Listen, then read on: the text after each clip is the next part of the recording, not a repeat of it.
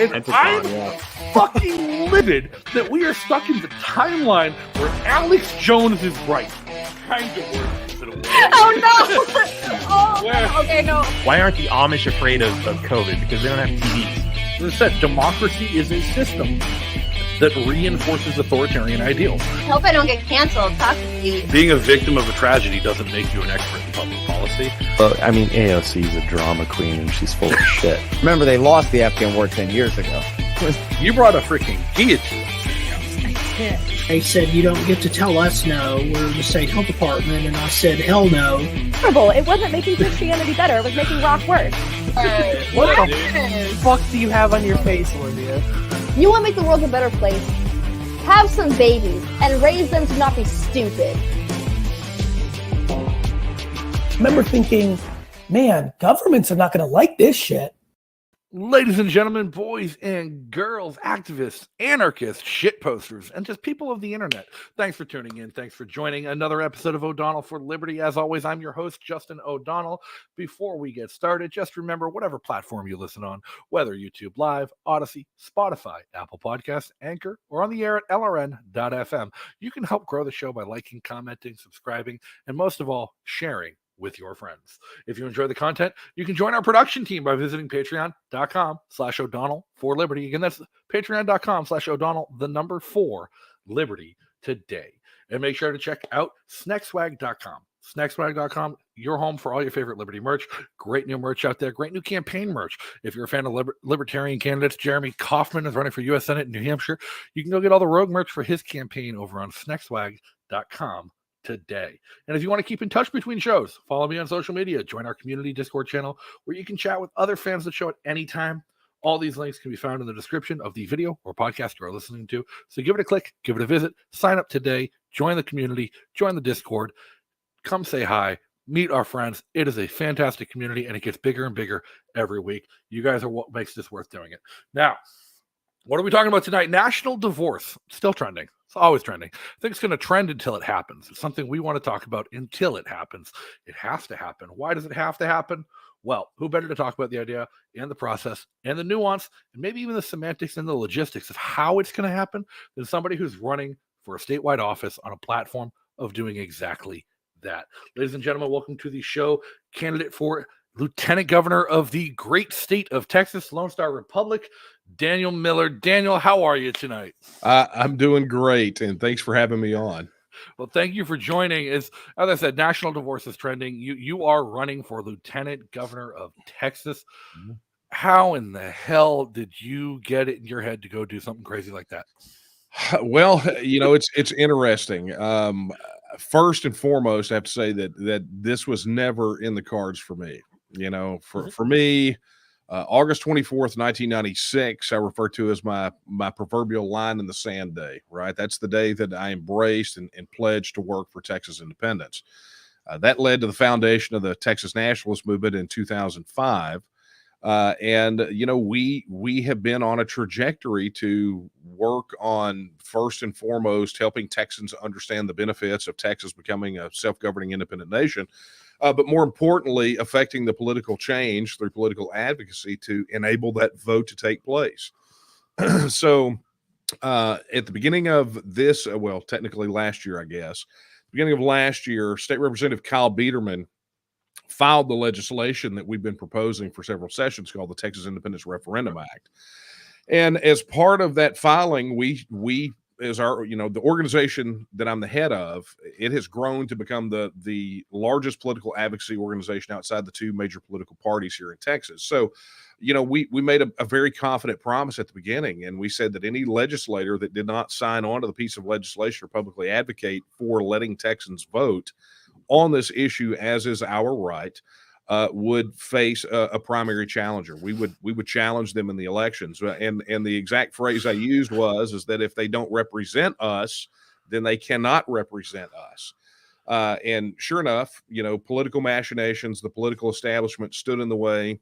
That culminated in a pretty large I guess, highly viewed press conference where I spoke inside the Capitol in the speaker's press room and just highlighted everything, just kind of laid it all out. And during that process of going out promoting the bill, and after that, a lot of people had approached me, people from organizations that you would not traditionally think would be sort of on board with all this, but they came to the same conclusion that I did, which is Texas has a leadership problem, right? We have weak leadership when it comes to pushing back against the federal government, against standing up for Texans and taking a Texas first attitude. So I began to get asked at all of those events if I would run specifically for lieutenant governor, which I thought was weirdly specific.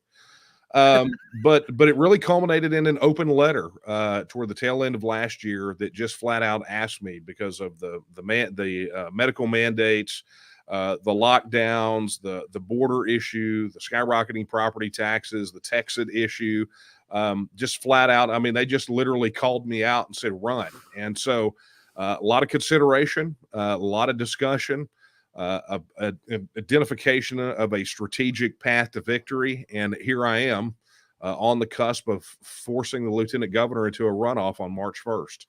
Well, that's incredible. But one of the points you made there is, if they're not going to represent us, it's not even if they're not going to represent us, it's if they're not going to let you have a voice in your representation, because you guys aren't even asking for legislation to declare secession.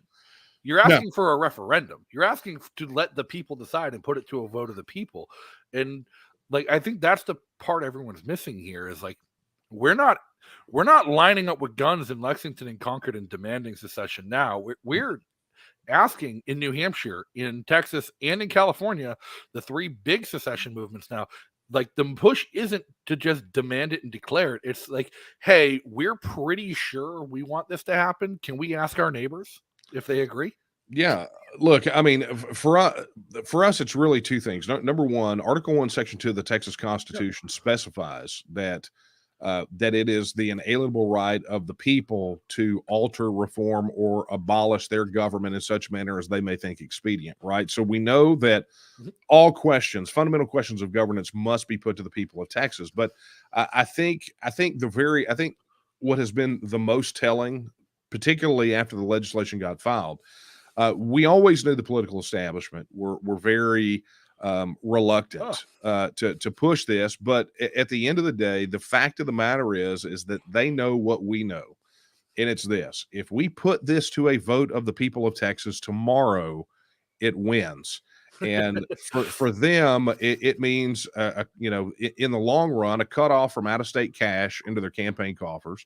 It means that the ladder from state office up to federal office gets cut off, and all of the sort of personal the personal perks that they get for keeping Texas in the union go away. So they're fighting hard against it. They propagandize against it, but ultimately we know if it goes to a vote, it wins. I think that's the big one there.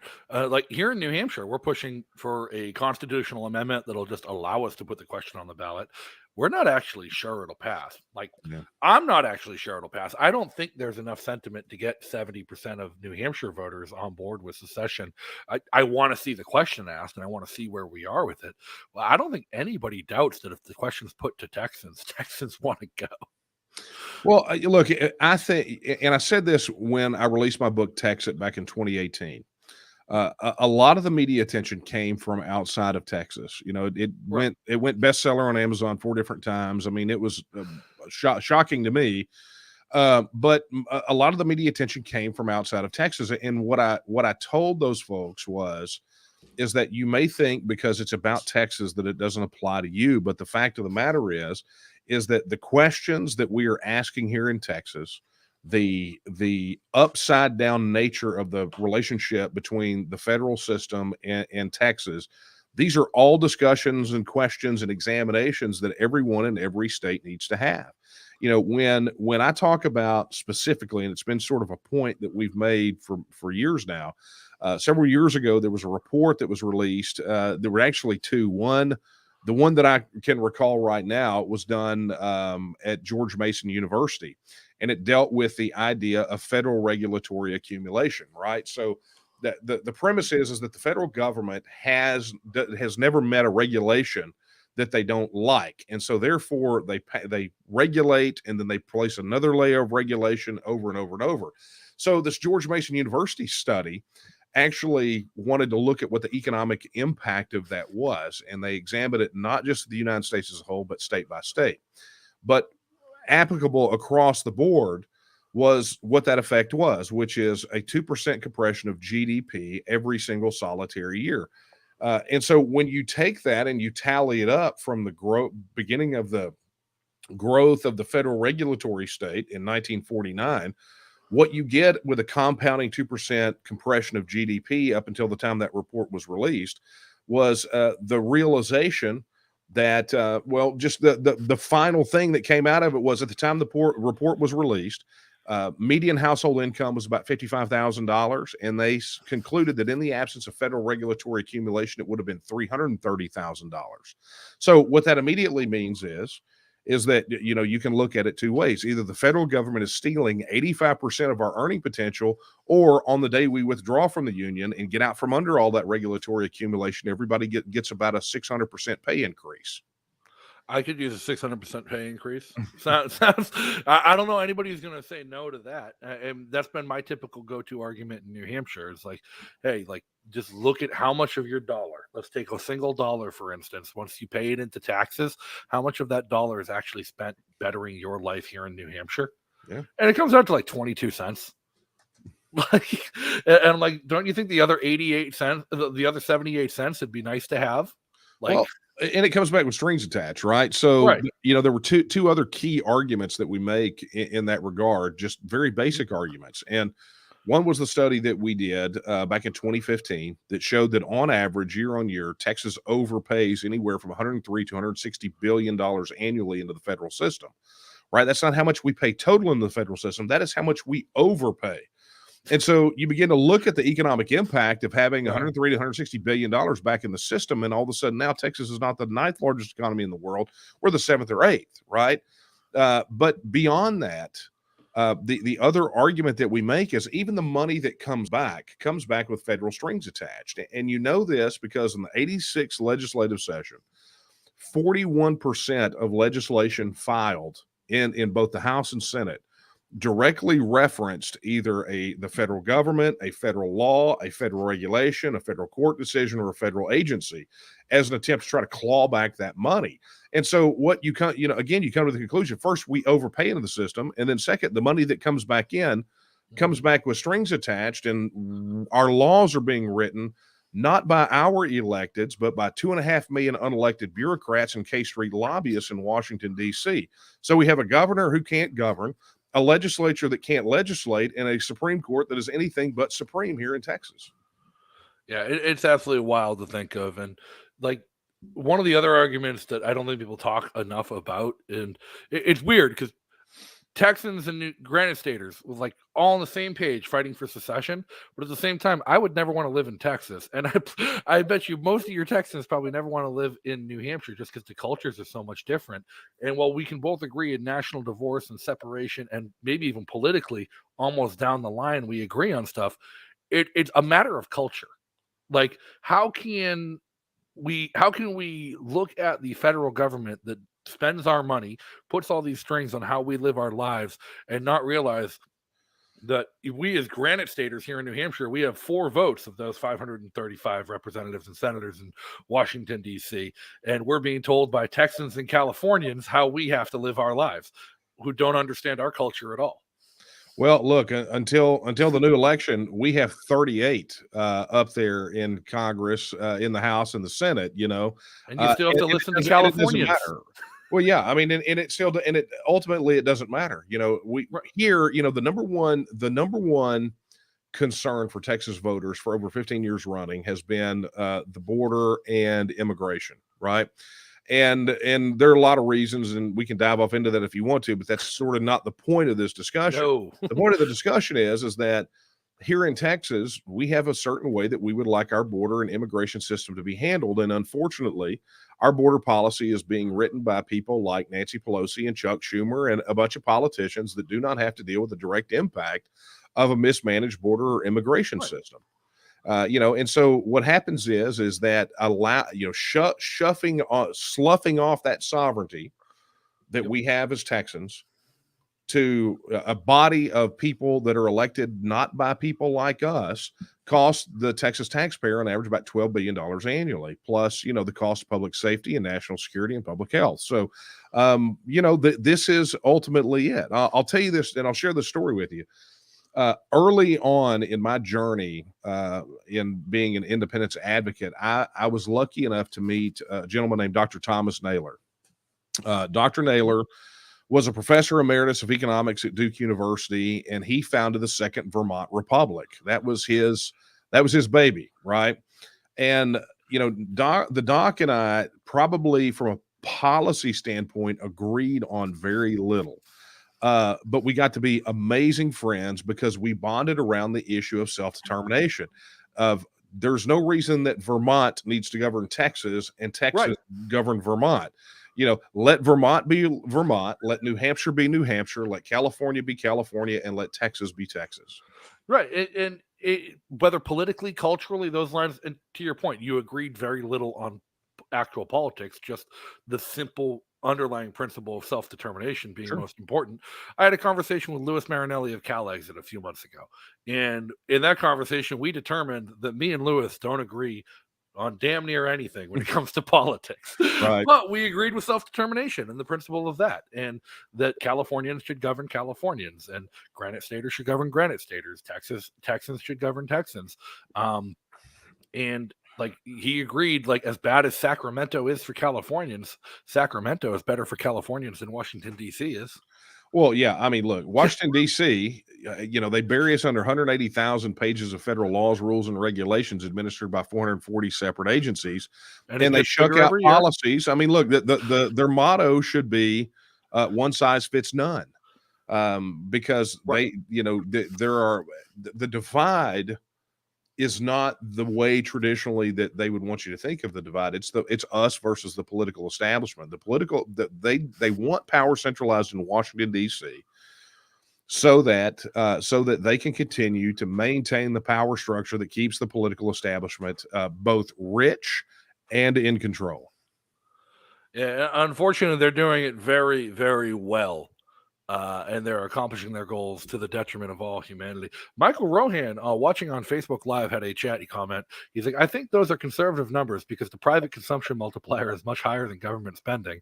So the effect isn't linear. The Texas economy might be even higher ranked than 7th in the world if all the money were private.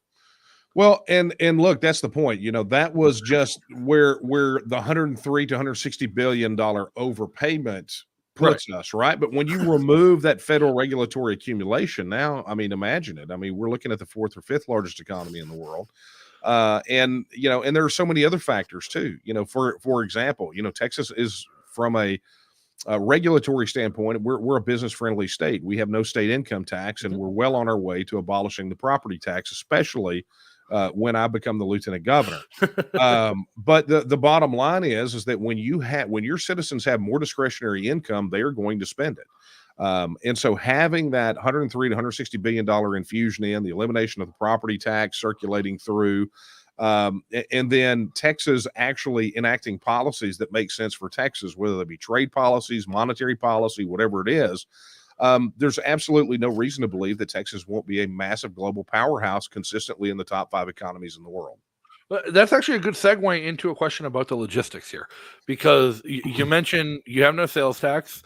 You're looking at getting rid of property tax. No, we have a sales tax. No income tax. We have no income tax. Here in New Hampshire, we have no sales or income tax. And you're on your way to getting rid of the property tax, which, to be honest, I consider property tax the most egregious and offensive of all taxes. Well, it's immoral. Because, like, you don't own your land, you don't own your property. You're paying rent to the government for the privilege of using it. Exactly. And if you don't pay it, you're all of a sudden homeless. To me, it's one of the most egregious and most offensive. So I applaud you on a push to get rid of it. That's something I wish everyone and anyone who understands how taxes work should realize is an absolute theft of human resources.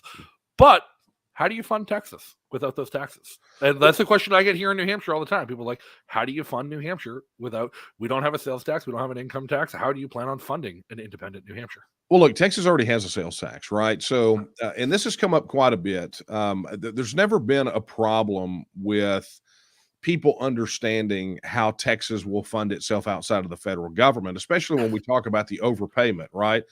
Which, look, our economic relationship is like going to the doctor, having the doctor pull all the blood out of your body, spill 40% of it on the floor, inject the rest back into your body, and go, there, you wouldn't be alive without me, right?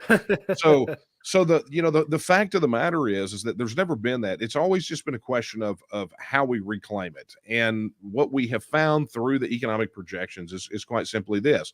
And we touched on it a moment ago. The sales tax is effectively a consumption tax. So as we talk about the abolition of the property tax, there are really three aspects that we have to address here that actually flow quite well into post-Texas revenue generation for the government. Number one is a top-down review of all government spending, last 20 years of Sunset Commission recommendations, cut, consolidate, trim, get government as small as it can be, because frankly, anything that's outside of its constitutionally mandated duties is garbage anyway. Okay, so that's number one. Number two, from the local standpoint, over the next 10 years, it's a buy down of maintenance and operations taxes. And I know this is very Texas specific, so bear with me. But the third part of that is expanding the sales tax base. Okay, so we're not talking about taxing, necessities like food, but what we are talking about is eliminating some of these weird statutory carve-outs, like eliminating this. They eliminated the sales tax on financial services, and it's like, well, that makes no sense. So it's an industry that effectively that does not have to compete with the sales tax aspect of things. So broaden the sales tax base. Texas Public Policy Foundation ran a study on this as a path to eliminate the property tax. And what they ultimately found is that the property tax could go away at the end of 10 years. The overall sales tax rate would decrease. It would produce more revenue and lower the overall tax burden on every Texan. So, when you look at it from that standpoint, as far as how you're going to reclaim for the property tax, we have to remember, with the federal government gone, we've got way more money in the pockets of Texas taxpayers that eventually go into discretionary spending. You've got an economic boom like you've never seen, because when you remove federal regulatory accumulation, you actually, that study from George Mason University found out that the impact of that is very regressive, right? So it affects the poor and the working poor the most. So you do that, you remove those regulatory burdens, you decrease the hurdles for people to go to become entrepreneurs and start businesses. And so therefore you restore the bridge from poverty to prosperity. So, that's where you do it. We already know we're overpaying, which means that every dollar that comes here comes out of Texas taxpayers' pockets. It's just a matter of which system makes the most sense, that is not immoral, and that is the most fair for every Texan to reclaim that revenue for government funding. Now, so how much of your campaign, like aside from selling people on those logistics, because that's not an easy sell. You used a lot of big words there that I understood, that I'm sure Mike Rohan in chat understands, because he works in financial services. I know him personally, but I'm not sure that your average voter even understands. No, but I'll tell you what Texas voters do understand. They understand that we have leadership in Texas, particularly a lieutenant governor, that has failed to secure the border. They understand when I say that on June 6, 1944, 160,000 Allied troops landed on the beaches of Normandy in the largest amphibious invasion in modern history, and that many illegal aliens crossed the border into Texas every single solitary month, right? They understand that we have 1,254 miles of border that is being unprotected by the federal government and has been effectively given off to the cartels. They understand that we have a lieutenant governor that has promised since 2014 to not only secure the border, but to reduce property tax, and our property taxes are now the 6th highest in the United States. They understand at a fundamental level that every day we wake up here in Texas, our rights and liberties are under assault by the federal government. And so they know that they have a fundamental right to decide. But I will tell you, if you want to talk about, getting rid of all the Texan minutia, the deep dives, which I cover in the book and we have on our website at texitnow.org, here's the fundamental question that we have been asking Texans for years. And it's simply this: if Texas was already a free, independent, self-governing nation state, a nation among nations, self-governing in every respect, we had control over our own immigration and border policy. We had our own currency. We had our own military. We even had our own passports and embassies and our own Olympic team, right? So envision it. Texas is a free and independent state already. And instead of talking about Texas, we were talking about joining the Union. Knowing everything you know about the federal government right now, would you vote to join the Union? Absolutely not. Well, if you wouldn't vote to join, then you would never vote to stay. Yeah. And that's what fundamentally the people of Texas, I believe, understand. And that's why they've been responding in such a way that, again, we say with all confidence, if it goes to a vote tomorrow, we win. And we don't win by a little, we win by a lot. Yeah, it's astounding to me when you do phrase it like that. And somebody asked that exact question at the hearing for Constitutional Amendment 32 in New Hampshire a couple weeks ago at the New Hampshire State House in Concord, when they were hearing, again, the constitutional amendment just to allow the people of New Hampshire to have a vote in the matter. And that question was posed to the state reps. And I could see a couple of them, no, probably not, after they'd spent the whole day arguing that this was bad, it was terrible, we can't leave the country. Well, look, people have to understand. I mean, here in Texas, we have an easy time of it because, as I said, Article 1, Section 2, which is the Texas Bill of Rights, Article 1, Section 2 says that all political powers inherent in the people and all free governments are founded on their authority and instituted for their benefit. The people of Texas stand pledged to the preservation of a Republican form of government, and subject to this limitation only, is the people have at all times the inalienable right to alter, reform, or abolish their government in such manner as they may think expedient. Okay, that's Article 1, Section 2. That is a reservation, and that has existed in every constitution in Texas all the way back to the Republic of Texas Constitution in 1836. But what it is a fundamental Jeffersonian principle espoused in the Declaration of Independence. And just like a freedom of speech or the right to keep and bear arms or any of those other inalienable rights that we think of, the right of self-determination and self-government are fundamental. They're fundamental rights.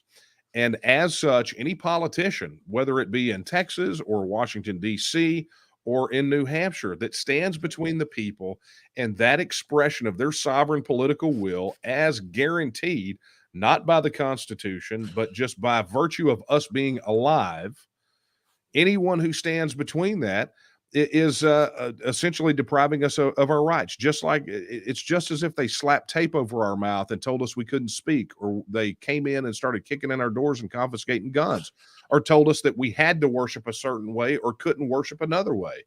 It's the same thing. Now, are you familiar with Article 10 of the New Hampshire Constitution? I'm not. Let me bring this. To be perfectly honest, as an anarchist myself, as somebody who identifies as an anarchist, it pains me to admit that this piece of law is one of the most beautiful pieces of writing I've ever seen. And where it reads, Article 10, the right of revolution.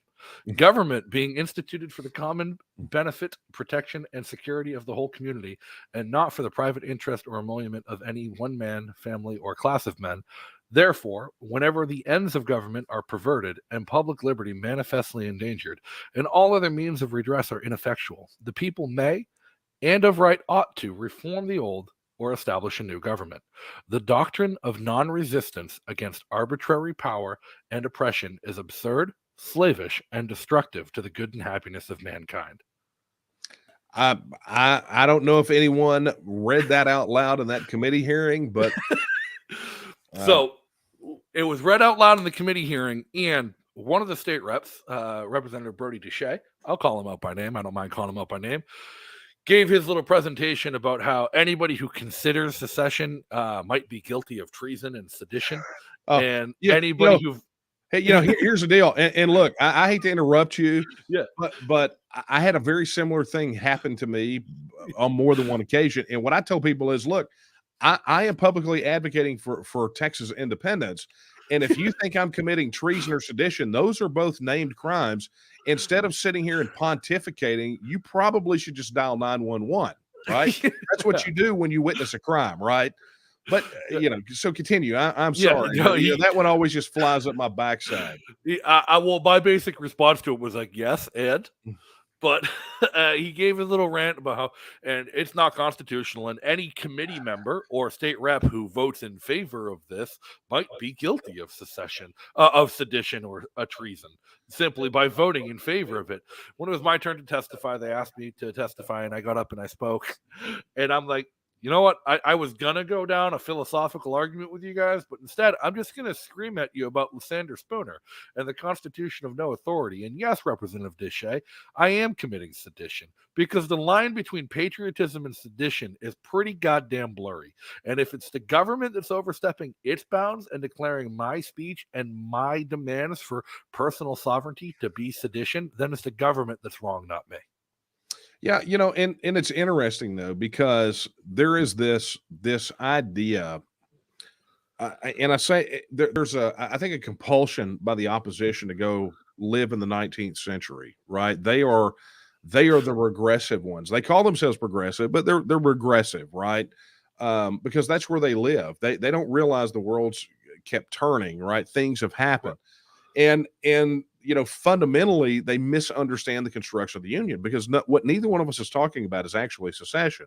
What that, you know, if we were wholly incorporated parts of some country, right, then that would be it. But that's not what the United States is. The United States is a political and economic union guided only by the document from the sovereignty that the states have ceded under the United States Constitution, and anything not forbidden to the states or granted to the federal government is reserved to the states and the people. So, you know, when you talk about treason, when they talk about treason and sedition, first and foremost, it's important to understand that treason is the only defined crime in the United States Constitution.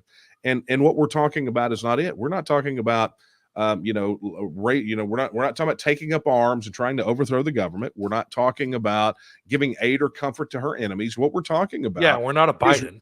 What we're doing is we're talking about reasserting our status as an independent nation, reclaiming our right of self-government as recognized by the last 80 years of United States foreign policy. So that's an interesting way to frame it for Texas. Is you're talking about reasserting your status as an independent country. Texas has been an independent country. Like, that's the other thing I think people are forgetting about here. Well, is like Texas was an independent country that voluntarily joined the Union. New Hampshire never really had a period of independence. It went from being a colony to a self-governing state within the Articles of Confederation, and then having the Constitution thrust upon it by the other 12 states. Well, look, okay, so let's roll it back though, right? Yeah. So if you look at what the Declaration of Independence says, right? It's the Declaration of Independence of the 13 colonies from Great Britain. And what it talks about in there is it specifically says that the colonies are withdrawing and are now states. They have all the rights of a state on the same level as the state of Great Britain, right? And that's a paraphrase. But the bottom line is that from the moment that they signed the Declaration of Independence, they recognized themselves individually as self-governing independent nation states that were working together for a certain good. There was no political construct. There was no economic construct. There was even, barely through the Continental Congress, a mutual defense pact, right? But from that moment on, they became that. And there is an explicit and implicit recognition that all states of the Union are, in effect, self-governing sovereign entities.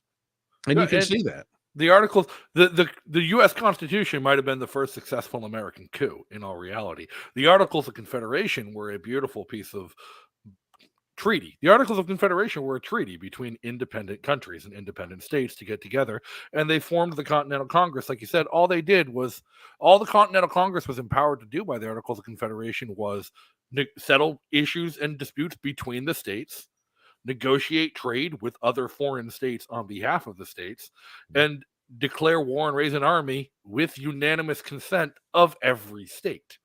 Yeah. So, yeah, look, and I try to help people understand that, this big difference between secession and withdrawing membership from the Union, because I think it's important for people to, there is America, Think about it like and then there is Brexit, the not like the United Civil States War. of America, right? There's America, which is sort of those principles that we recognize. But then there's the United States of America, which effectively, because of the Constitution, it is an economic treaty, right? It's a free trade agreement, right? It's a free travel agreement like the Schengen zone in Europe. It is a mutual defense pact, right? It is a currency union. And it's a smattering of a postal union. And beyond that, that is literally everything else. I mean, if you go look at Article 1, Section 10 of the U.S. Constitution, what you find there is a list of everything states are forbidden from doing, period, right? Those are the things that states are forbidden from doing. Guess what you don't find in there? Withdrawing from the union. It's not forbidden to the states. And so therefore, under the 10th Amendment, it's very clear that that is an action that is reserved to the states and the people. So, there are these folks out there that just like this numbskull that you mentioned, and yes, I call him a numbskull. And much like Elliot Axelman, I would be more than happy to debate that guy, every day of the week and twice on Sunday, because honestly, I think I probably, since the start of this interview, have forgotten more than that guy probably ever knows. But the bottom line is that when it comes to the right of self-determination, it doesn't matter what kind of nonsense that guy says. And you know that because how weak and ineffective his arguments are. They are borderline lies based on, well, they're just outright lies, mischaracterizations.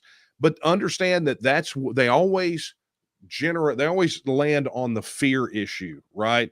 You're going to be arrested for treason and sedition. You're going to get invaded. It's always this fear.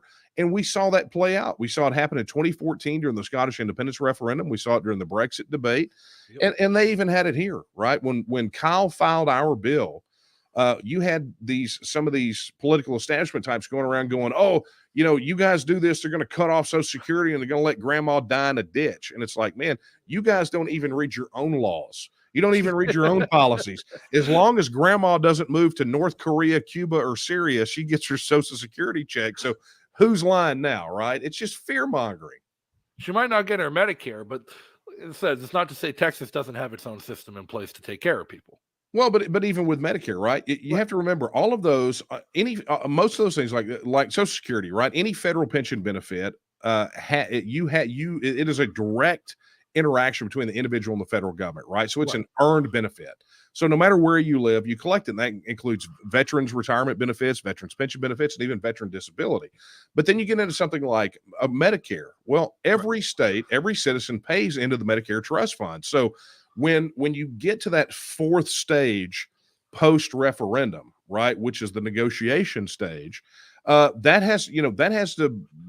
conversation has to be had, which is, what about our citizens' money that is sitting over there in the Medicare Trust Fund now? Because we'd like that back, please. They spent it on war. But here's what's funny. Unlike Social Security, the Medicare Trust Fund is flush, right? It's not as flush as you'd think. So, well, it's not as flush as it should be, but it's also not on the road to bankruptcy in the next 10 years like Social Security. If you were to listen to the Medicare trustees, it is. So, weirdly enough, that touches on one of my areas of expertise. I was actually up in Concord today testifying on a bill. The bill I was testifying on today was a insurance deregulation. That's what I've done, non-political side, for the past decade, is working in health insurance, specifically in Medicare and Medicaid regulation, and it's a nightmare to navigate. But I think I might be one of like the 5 people in New Hampshire that reads the Medicare trustees report every year. Right. Because most people don't even know it's a thing. They're actually estimating that unless they increase Medicare premiums, increase the maximum contribution limit, so from $118,000 to $200,000 on your taxes, and increase the Social Security, Medicare, and FICA withholding taxes significantly in the next 5 years, by 2035, Medicare will be insolvent. And again, given the track record, I mean, especially. Excuse me while I reposition here, but given the track record, that doesn't surprise me. Now, I haven't seen that most recent report, but I think for all of us, I think it should give us a sense of urgency. Absolutely, we know that the federal government is pulling a Thelma and Louise over a cliff, and as I told somebody yesterday, the time to get off the Titanic is not when it's on the bottom of the North Atlantic, it's right? when it's in the pier. Yeah. So, we all the signs are there. We crossed over the $30 trillion mark for the federal debt. We've got major federal pension plans that are getting ready to go tango uniform. And at the end of the day, if we're going to have a shot at preserving and building, then now is the time. There's never been a better time, and there will never be a better time beyond this, because the federal government is not on a trajectory of reform, repeal, and repair. No, it's on a trajectory of spend, and borrow. And unfortunately, it's not their own debt they're borrowing into. It's our grandchildren's debt. It's our children's debt. It's the future's debt. And it's unelected bureaucrats in D.C. and elected representatives in D.C. who seem to think that they can borrow against the prosperity of the future to fund their dreams now, but their dreams aren't even that good. Oh, look, they love to kick the can down the road. I mean, it's, I got into an argument. I wouldn't call it a debate, because debates are rational and reasonable, and this person was not, over the federal debt. And it was, it's like, okay, so exactly what is your threshold, right? You agree that debt is bad. You agree the federal debt is out of control, but you think 30 trillion is not a good enough reason for tax it. Okay, well, what about when it was 19 trillion or 10 trillion or 6 What trillion? about inflation? Leave the debt aside. What about the fact that the federal government has printed over 50% of all dollars circulating in existence in the past 2 years? Well, but that's really sort of my point here is, for many people, and I would, and I'm not going to, I don't know if the folks that are watching are going to be that are listening to this. I don't know where they stand on this issue, but my message to anyone who is not even willing to consider this is simply this: what is your breaking point? Is preserving the Union the hill you're willing to die on, and the hill you're willing to sacrifice your children and grandchildren on? And if that's if that's not the case, and you adhere to a very specific set of principles, then what would you do to preserve those principles, both for yourself and for future generations? And if reclaiming and reasserting your status as an independent nation and embracing the right of self-government is the thing that preserves those principles and saves them as a legacy for future generations, then why not at least consider it? Yeah, I was joking a couple months back that I think the actual path forward, and I hate to say this, people will get mad at me for suggesting that this is the path, but the only path forward is convincing everyone, like en masse, is going to be to help Cal Exit get it on the ballot in time for the 2024 election, and then have Donald Trump win that election, and California will vote to secede in a heartbeat. Donald Trump, as president, wouldn't stop them. He'd make a show of waving Nancy Pelosi off to sea and retaking the Congress without any Californian votes. But the moment Trump would let California go, and the moment they entered phase 4 negotiations, the whole thing would fall apart. Texas would be gone in a week. Alaska would be gone in a week. Hawaii would be gone in a week. And you'd see states start peeling off in a moment, the moment California votes to go just because they don't like Trump. Yeah, and I'll say this, for us, the media has painted what we do as sort of this knee-jerk reaction to Biden getting elected. Oddly enough, it's the same thing that they said when Obama got elected, right? They neglect the fact that our organization was founded under the presidency of George W. Bush. And we've been through both Democrat and Republican and, Republican presidencies, but here's the bottom line. Look at that trajectory, right? This is not a partisan issue. You go back to 2014, when the Texan issue was polled by, there's this Reuters Ipsos poll that I talk about in the book, and the results were 54% Republicans, 50% independents, and 35% Democrats. So, you look at that, those are 2014 numbers. Now you've got polls coming out, over the last couple of years showing, 2/3 of Southern Republicans won out, and, they slice and dice it all these different ways, but the sentiment is there. It is not and should never be about the election of a single person. It should be a recognition of the fact that, number one, the union that you're part of no longer serves your people. And number two, the best way to serve the people of your state is to reclaim your right of self-government and become a self-governing independent nation again. Yep. Now, switching gears here a little bit. So we can both agree wholeheartedly that the people's right to secession and right to leave the Union is a phenomenal idea. I think you said something not quite there, and it kind of clicked with an idea for me that maybe we should start phrasing it as an argument that says, no, this isn't Gettysburg, it's Brexit. Like, we're not trying to fight a civil war to declare independence and secession. We're trying to peacefully vote and walk away from a trade union that we don't want to be a part of anymore. But looking inside the United States, like taking secession from the United States off the table for a second, is it more realistic that we might see in the near future people opening up to the idea of realigning state lines, breaking up certain states and seceding from individual states? I know there's the Jefferson movement that's trying to break off from California and form another state because the northern counties of California don't really fit in up there. There's people in western and northern New York who want to split off from Albany and New York City because they don't feel represented and they feel overwhelmed by the 14 million people in New York City out voting them every election. Like, is it maybe more feasible to approach selling your everyday voter on just solidifying their own representation, their own culture within their own state, maybe as an on-ramp to the greater discussion of secession, or maybe as a road from the secession argument towards more localized argumentation of self-governance? Yeah, I mean, and what you're talking about, we refer to as the 51st state movement, right? You've got these realignments. You got states that want to break up, states where counties want to go join other states, that sort of thing. And look, fundamentally, while I respect those sorts of efforts, number one, it doesn't really apply for Texas because, frankly, when we're purchasing waffle iron shaped like our state, we really don't want the shape to change.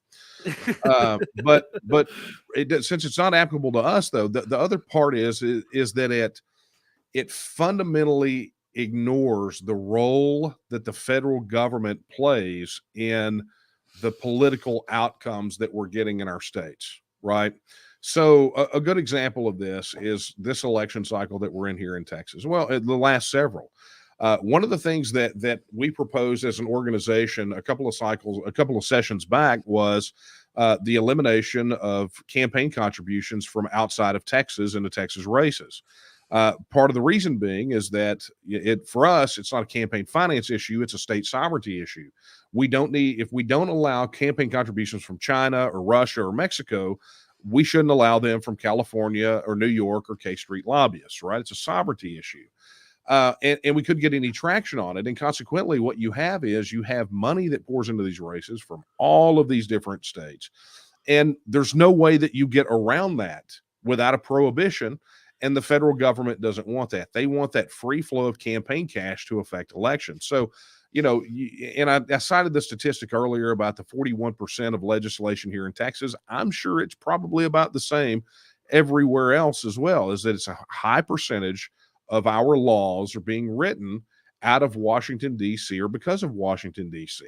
And of course, we can't ignore the impact of the quote unquote national political parties on the level and quality of political discourse in our state. So if the reshuffling kind of gets them there, that's fine. But it doesn't really solve the problem. And frankly, I think it burns up a little more time than we all have. Right. So the time that we don't have is the big issue there. Like, maybe it's like the convention of the states, right? It's like the folks that are arguing for an Article 5 convention. It's like, is this the most efficient path to achieve the outcome? And much like the reshuffling, the 51st state movement or the reshuffling of the counties, I don't believe the Article 5 convention process is the most efficient use of our time. It does not get us to the optimal solution at the quickest amount of time. No, it doesn't. And there's a whole lot of other problems with the Convention of the States, including the fact that the framers of the Constitution forgot to clarify exactly how it fucking works. So, yeah, and in the time we have, that's like an hour discussion, and right. We probably should have kicked that dog at the beginning and not near the end, right? Yeah, you look at it. The Constitution is an imperfect document. You mentioned there's things they left out, and there is a lot of literature. If you read the anti-federalist papers, they talk about the process of secession never making it into the Constitution because people couldn't agree on it. They talk about the defining of how a constitutional convention should be governed, not making it to the Constitution because people couldn't agree about it. It's an imperfect government document that, as Lysander Spooner has said, be it one thing or another, the Constitution has either allowed the oppressive government that we have to exist, or it has been powerless to stop it. Either way, it's truly unfit to exist. Like, it was a great idea in theory and in paper, but in practice, what the Constitution gave us was an overburdening, ever-growing bureaucratic government with the necessary and proper clause, allowing federal agencies to promulgate rules with the force of law and the weight of law behind them without ever having a vote in Congress. Yeah, or the ever creeping cancer of the interstate commerce clause. But look, I look at that and I don't see it so much as a cloud as much as a silver lining or an opportunity. The fact that they didn't line out some of those issues makes our argumentation a lot stronger, specifically because of the 10th Amendment. The silence in Article 1, Section 10 on the issue of states withdrawing means that, okay, look, we're not under the same constraints that the UK had under the EU treaty with Article 50. Once they triggered Article 50, it was a 2-year timeline and there was a withdrawal agreement. I mean, it was, and when you had a bunch of Remainers in power at Westminster, I mean, it was horrible. The beautiful part about it is that because there is no set mechanism inside the Constitution, then that means that it is effectively left up to the people of the state so choosing to withdraw as to what that looks like. And it means you can take as much time or as little time as necessary. You can handle your constitutional issues, your statutory issues, the international issues, the negotiated issues, and work through it so that, in such a manner is that it doesn't create an immense amount of uncertainty and disruption that we know is fundamentally bad for the economy. So, we have some opportunity here that I think is granted by some of that silence. And while I agree that it did make things a little more difficult in some areas and allowed the federal government to get out of control, in this instance, I believe that it could be a helpful pressure valve to let us get out. Now, do you think there's maybe any sort of precedence that can be drawn on to make an argument in favor of peaceful, voluntary elected secession via referendum based on the process that former U.S. overseas territories have used to secede from U.S. control? Like when the Philippines said they didn't want to be a U.S. territory anymore, it was a simple referendum. Puerto Rico gets a vote every 5 to 10 years. They call a referendum and it loses every time. But everybody's usually on edge about, is Puerto Rico leaving this time? We don't know. Well, that's because, the Puerto Rican ballot, they typically put three options on there, leave, stay, or statehood. Yeah. I mean, it's territory, statehood, or leave. Right. And so, that's a whole other topic. But look, when I talk about 85 plus years of history that we can study from, there's plenty of precedent, maybe perhaps not in U.S. law, maybe a little bit. But let's kind of look at fundamentally where we are. Okay. So when the United States joined the United Nations, they signed the United Nations Treaty, which required an explicit recognition of the right of self-determination, right? So by treaty, if you follow the establishment's mindset where treaty law is supreme even over the Constitution, then by treaty, they have explicitly recognized and agreed to uphold the right of self-determination, right? So they are treaty bound to do that. But we see post-1945, we see this explosion of the growth of nation states. At the end of World War II, there were roughly 54 recognized fully sovereign countries around the world. And by the end of the 20th century, there were 195, I believe, at least 192 by about the mid-90s. So those countries didn't fall from space. The earth didn't get any bigger. They were all people that went through this process. And we know this, is that out of all of those, in about the 52 independence referenda that have been held over the last 100 years, all but two of those succeeded eventually, and two of those additional actually succeeded on a second ballot. They failed on the first. 10 years later, voters revisited and voted their way out. So we know that the likelihood, the probability is that if it goes on a ballot, it wins, because history tells us that.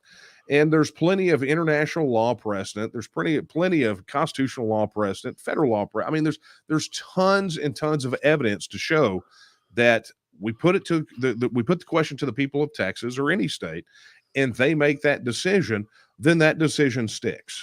So I wasn't aware that only 2 had failed, and that's a mind-blowing statistic. And seeing other ones, Scotland and Quebec were the ones that failed, and there were actually 2 additional that failed on the first ballot, and then 10 years later, within 10 years, they revisited the question again and voted themselves out. So, it's just like, so it's all on our side, right? The probabilities are high that you put it on a ballot, and next thing you know, we're going to be fielding an Olympic team, right? The Texas bobsled team during the Winter Olympics. You're giving me faith that I'm not only going to see to live in independent Texas and independent New Hampshire, but maybe even a united Ireland once again in my life.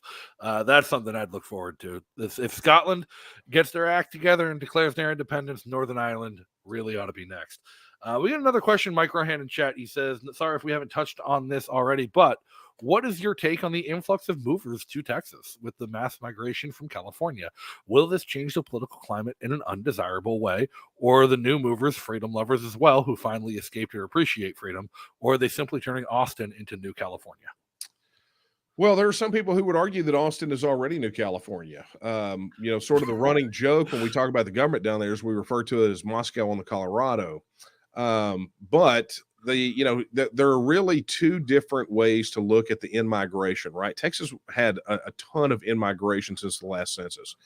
And part of that is, obviously cause for concern, right? These are big tech companies moving from Silicon Valley to Texas, and bringing a big batch of workers with them who are all kind of that mindset from California. And so there is a big concern. And part of that migration is what's driving property prices and property taxes higher here in Texas.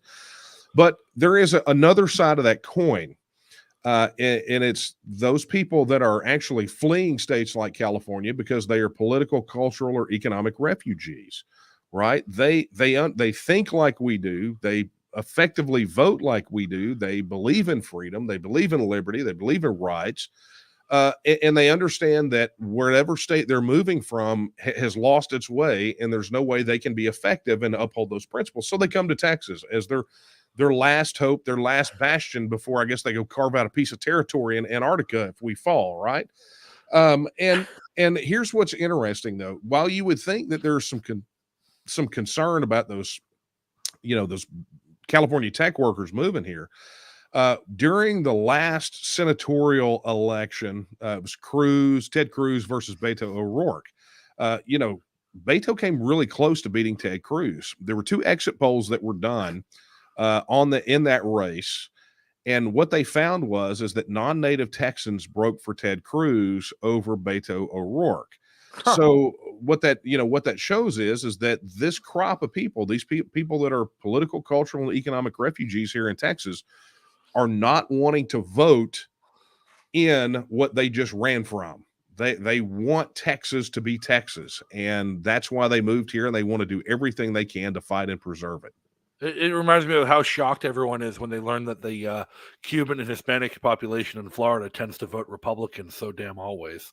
And they escaped Cuba. Well, they're vehemently anti-communist. They understand. It's like some of the folks that I see here. We have people in our organization that grew up in Soviet Russia or grew up in communist China. Or one of some of the Eastern Bloc countries behind the Iron Curtain. And they will tell their stories, and they say, guys, you have to understand. You have to fight communism here, and you have to win because there is no place for you to run if you fall. And it's their testimonies, their stories are always extremely poignant and always make a big difference in talking to people and making sure that they're properly motivated to help us get and win a referendum on Texas independence. Well, I wish you luck on that. I think it's going to be a fantastic process to watch play out. I think you guys are going to have a much better chance than we did getting it through the New Hampshire House to get it through the Texas House. And God, would it be exciting to see that on the ballot in Texas? Because it's, like I said, It's only going to take one state to do it, and then the cascade is going to be unstoppable. Well, look, let me give you these words of encouragement, just so you understand. It's not a sprint; it's a marathon. It took Scotland 800 years to get their referendum, and I'm not saying it's going to take us 800 years, but I'm saying you don't quit until the job is done. Absolutely. And the fact of the matter is that you guys are much closer than you probably think or it feels right now, but you're on the right track, and keep up the good work. All right. Well, thank you for the encouragement. Thank you for all your hard work. I'm looking forward to seeing you. You're coming to Liberty Forum, or someone from Texas is coming to Liberty Forum March 4th, 5th, and 6th in Manchester, New Hampshire. If you guys haven't gotten your tickets to that yet, go to nhlibertyforum.com. It's a fantastic time to visit New Hampshire. If you're curious about the Free State Project, great time to get to hear some awesome speakers talk about secession and 3D printing and free speech and cryptocurrency and all your other favorite Liberty topics. While you're browsing the internet, though, definitely make sure head over to Amazon, look up Dan's book, Texas, Why and How Texas Will Leave the Union. Pick it up, give it a read, peruse it, leave him a review, 5-star rating, 300 ratings. It's a good book. I mean, people only go online to complain about things, and he's got a 5-star rating on the book. So go and pick it up. Give him a follow on the Twitter at, I have this, hold on, the Texan DM. Give him a follow on Twitter. Dan, anything you want to leave people with? Say again? Anything you want to leave people with? Yeah, look, I would just encourage people, if they have more questions about Texit, head over to texitnow.org, or you can visit my website at danielomiller.com to find out more about our campaign for Lieutenant Governor. And I will say this, help us break through the mainstream media silence. Share, open your mouth. Talk to your friends, talk to your neighbors, do everything you can. All right. Thank you so much for coming on. Thank you, everybody, for tuning in. Thank you for those listening at home. Thank you for those contributing. And once again, thanks to our sponsors, nextwag.com, Free State Project, Jeremy Kaufman's campaign for U.S. Senate, and all of our awesome and amazing patrons. Until next time, everybody, stay free. Thanks again for tuning in and joining us tonight. Make sure you hit that like button and leave a comment below to let us know your thoughts. If you haven't subscribed, go ahead and hit that big red subscribe button on YouTube and turn on notifications to get alerted every time we go live. If you enjoyed this content, you can join our production team on Patreon by following the link in the description.